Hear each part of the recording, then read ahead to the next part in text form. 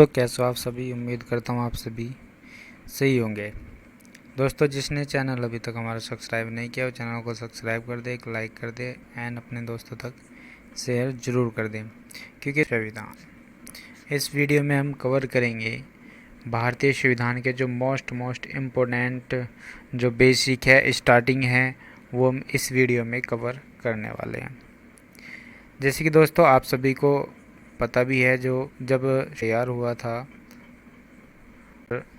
जो प्रस्तावना है, यानी कि इसमें क्या क्या इंक्लूड हुई थी, जैसे प्रस्तावना, अनुसूची, भाग, अनुच्छेद, ये सभी इसमें इंक्लूड की गई थी जब भारतीय संविधान तैयार किया गया था। तो हम इसके बारे में जानने वाले हैं। तो सब ये संविधान, भारतीय संविधान, ठीक है। एक साइड में लिख लीजिए मूल संविधान, लिख लीजिए आप आधुनिक संविधान।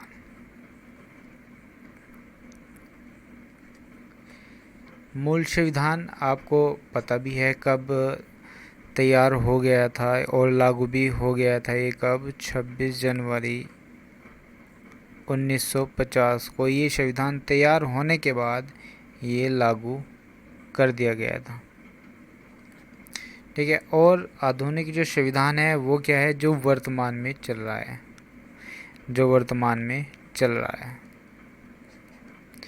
ठीक है। अब 26 जनवरी 1950 में जब लागू हो गया था तो इसके अंदर क्या क्या चीज़ ऐड की गई थी उसके बारे में हम जानने वाले हैं। और इसमें अब मतलब है वे सभी हम जानेंगे। तो जिसने अभी तक चैनल सब्सक्राइब नहीं किया वो चैनल को ज़रूर कर लें। सबसे पहले देख लेते हैं प्रस्तावना, ठीक है। और उसके बाद नंबर 2 पर क्या रखी गई थी? अनुसूची, अनुसूची। तीसरे नंबर पर क्या रखी गई थी? में अनुच्छेद। और नंबर 5 में संशोधन। अभी तक कितने संशोधन हुए उसके बारे में हम जानेंगे, ठीक है। अनुसूची की बात करें अगर, जब 1950 में 26 जनवरी 1950 में जब संविधान लागू किया गया था तो उसमें अनुसूची कितनी थी? 8 अनुसूची इसमें रखी गई थी, ठीक है। और अगर अब की बात करें हम, अगर अब की बात करें तो अब कितनी अनुसूचियाँ हैं? तो अब कितनी है? 12 अनुसूचियाँ हैं, ठीक है। उस टाइम पे भाग कितने थे? भाग 22 रखे गए थे। लेकिन अगर अब की बात करी जाए तो अब कितने हैं? 25 भाग हैं। अनुच्छेद, अगर अनुच्छेद की बात करें तो उस टाइम पे कितने थे? 395 अनुच्छेद थे। लेकिन अब की बात अगर की जाए तो 450 प्लस इसमें अनुच्छेद हैं। अब संशोधन की बात करें तो जब तो संशोधन कोई भी नहीं हुआ था, लेकिन अब की अगर बात करें तो अब कितनी बार संशोधन हो चुके? तो 104 बार 104 बार संशोधन, ठीक है।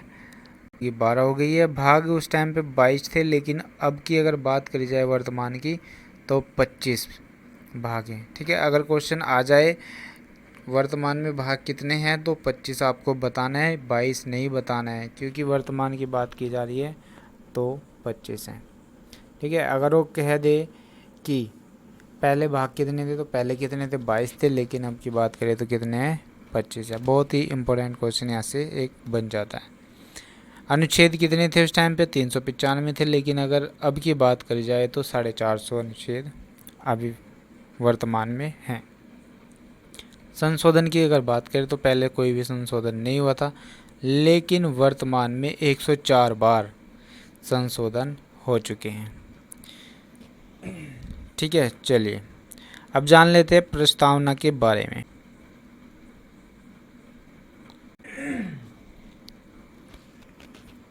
प्रस्तावना वो कहाँ से लिया गया था?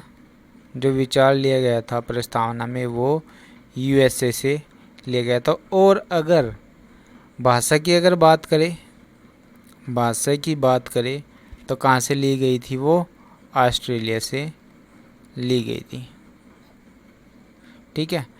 विचार की बात करें तो यूएसए से, भाषा की बात करें तो ऑस्ट्रेलिया से। ठीक है, यहाँ से एक महत्वपूर्ण क्वेश्चन बन जाता है कि प्रस्तावना जो रखी गई थी उसमें एक तो प्रभुत्व संपन्न, प्रभुत्व संपन्न, ये क्या होता है प्रभुत्व संपन्न? प्रभुत्व संपन्न एक इस तरह से मान लिया जाता है जैसे कि यानी कि एक रेखा नहीं सॉरी यानी कि एक ऐसा राज्य बनाने की, यानी कि अगर कह दी जाए साफ साफ भाषा में, जो बाहर से आए व्यक्ति हैं उनको प्रभुत्व प्रभुत्व संपन्न में कोई अधिकार नहीं से प्रभुत्व संपन्न होंगे, और जो देश की बागडोर संभालेगा, जो हमारा राष्ट्रीय अध्यक्ष होगा। ठीक है, और हमारा राष्ट्रीय अध्यक्ष कौन होता है? भारत का राष्ट्रपति। कौन होता है? भारत का राष्ट्रपति। ये चीज़ें आप सभी को पता भी है। उसके बाद समाजवादी, उसके बाद समाजवादी होंगे। ठीक है, निरपेक्ष, पंथ निरपेक्ष,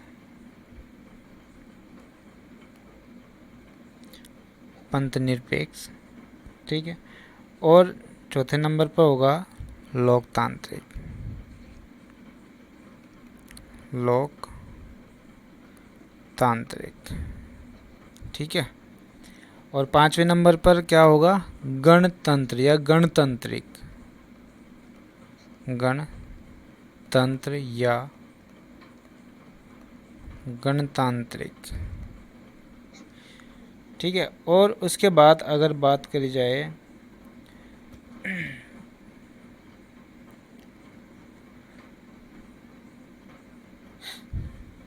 जनता लोगों के द्वारा किया जाता है, उसी को हम लोकतांत्रिक कहते हैं। ठीक है, और अगर गणतंत्र की बात करें तो एक ऐसा राज्य जहां पर कोई भी पद अनुवांशिक नहीं होते हैं, मतलब राष्ट्रपति का बेटा राष्ट्रपति नहीं बनेगा और पीएम का बेटा पीएम नहीं बनेगा। ठीक है, अब बात कर लेते हैं छठे नंबर की, समान न्याय। सातवें नंबर की जब बात करते हैं तो स्वतंत्रता, और आठवें नंबर की अगर बात करें तो समानता। नौवें नंबर की अगर बात की जाए तो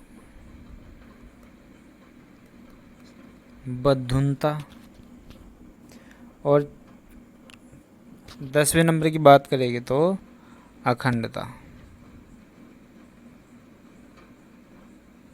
अखंडता। ठीक है, अब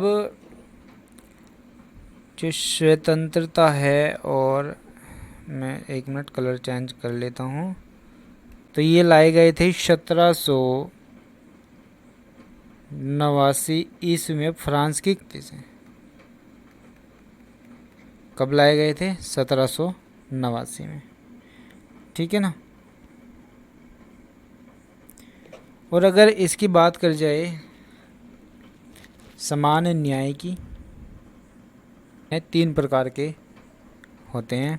कौन कौन से? एक तो राजनीतिक,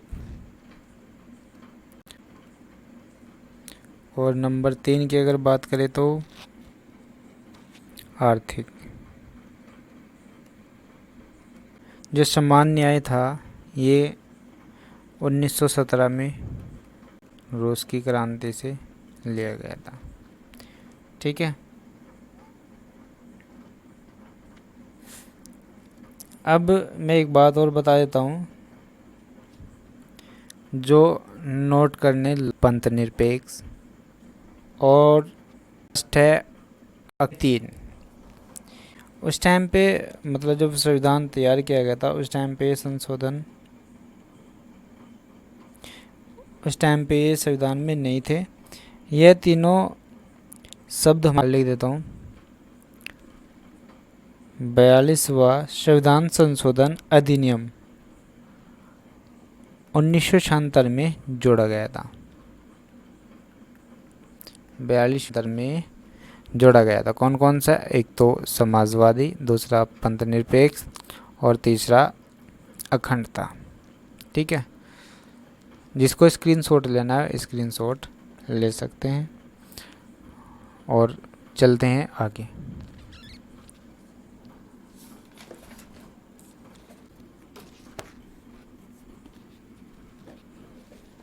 विशेषताएं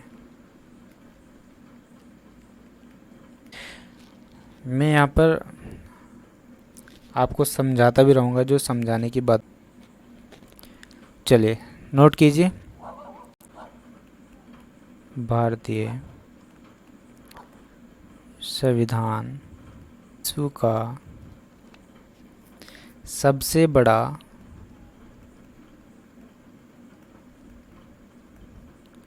लिखित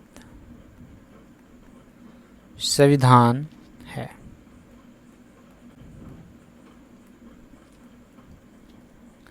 और किसी भी देश का नहीं है। ठीक है, और किसी भी देश का विभिन्न देशी संविधानों से लिया गया है।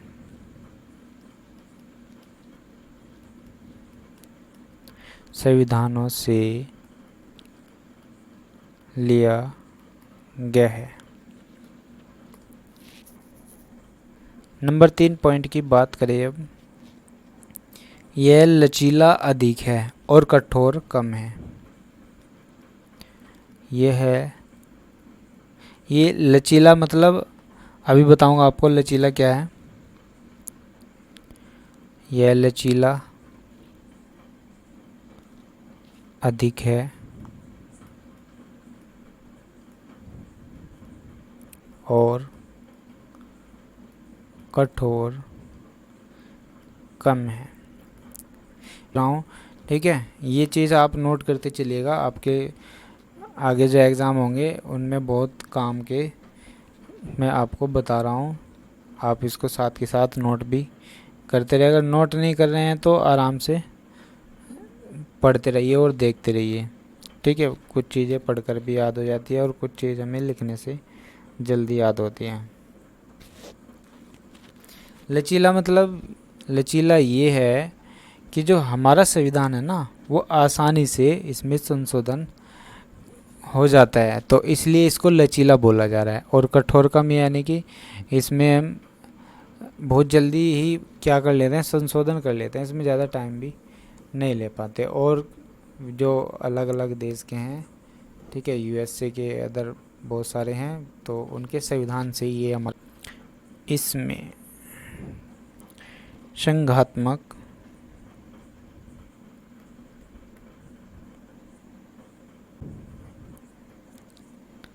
व्यवस्था को रखा गया है।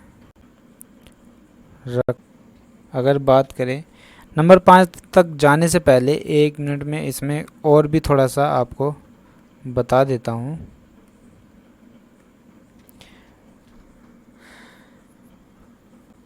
और नंबर 2 राज्य स्तर।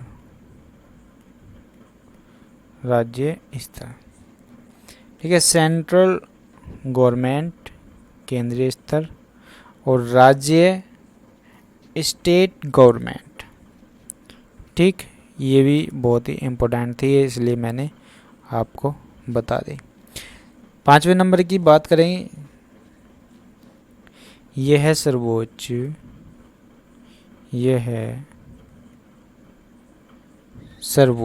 न्यायालय की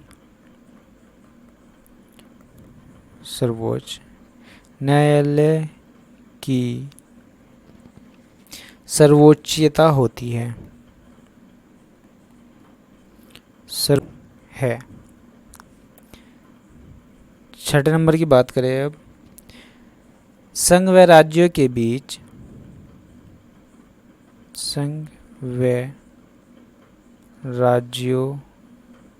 बीच संघ व राज्यों के बीच शक्तियों का बंटवारा।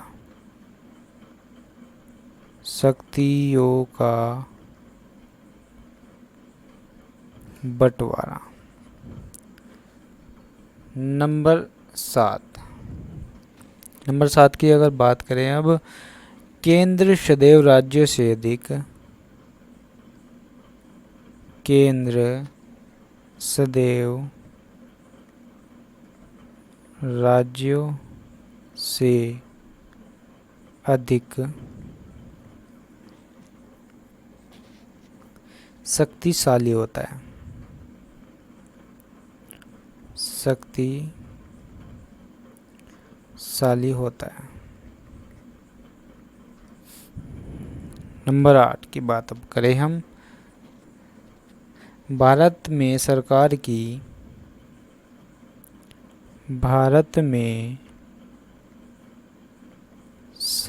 की संसदीय व्यवस्था होती है। संसदीय ये व्यवस्था होती है। ठीक है, अब बात करते हैं 9 नंबर की। हमारी संविधान में मौलिक अधिकारों का प्रावधान है। हमारे संविधान में मौलिक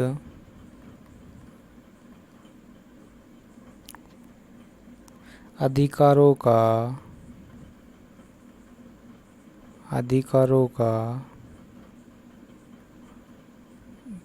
प्रावधान है।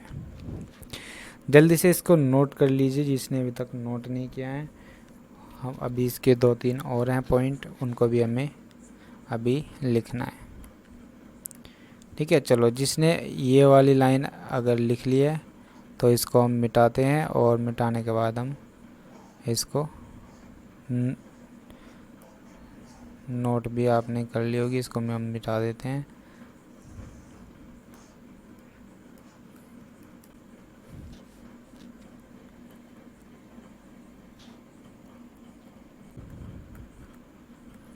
नीति निर्देशक तत्वों का भी प्रावधान है। हमारे संविधान में, नोट करेंगे, हमारे संविधान में मौलिक कर्तव्यों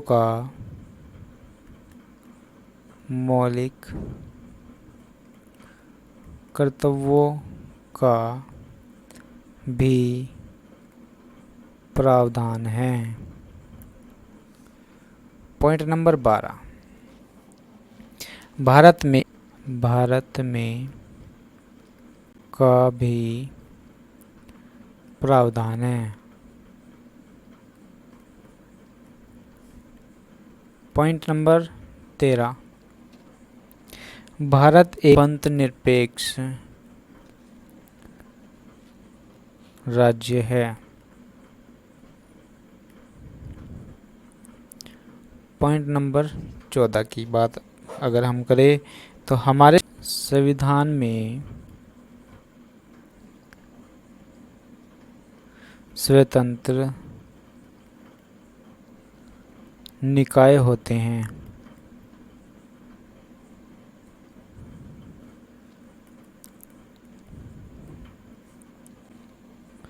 नियंत्रक, भारत का नियंत्रक महालेखा परीक्षक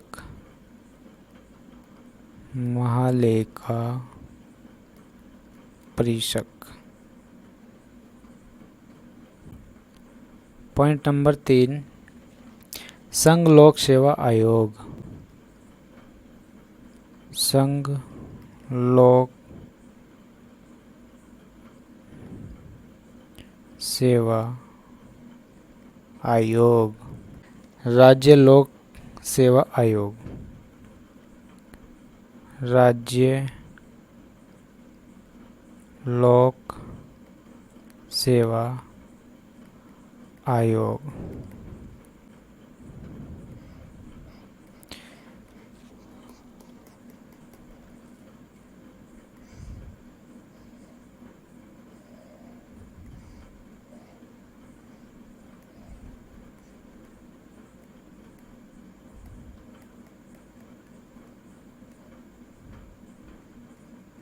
ठीक है, और लाइक करें, शेयर करें, सब्सक्राइब ज़रूर करें, और साथ में बेल आइकन का जो घंटा सा आता है उसको भी आप ज़रूर प्रेस कर ले, ताकि आने वाली वीडियो का नोटिफिकेशन सबसे पहले आप तक पहुंच जाए। तो thanks for watching my video. मिलते हैं हम नेक्स्ट वीडियो में।